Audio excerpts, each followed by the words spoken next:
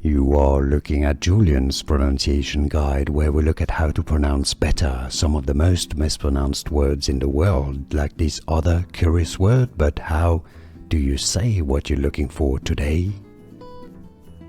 We are looking at how to pronounce the name, the plural of the word platyhelminth.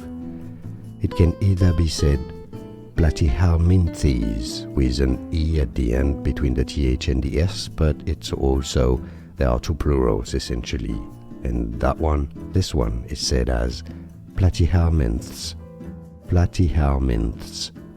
And now you know. More videos for you here. Thanks for watching. Here are more videos on how to pronounce more confusing words and names too many mispronounced. Like this video if you found it useful. I appreciate your support. I'll see you soon and thanks for watching.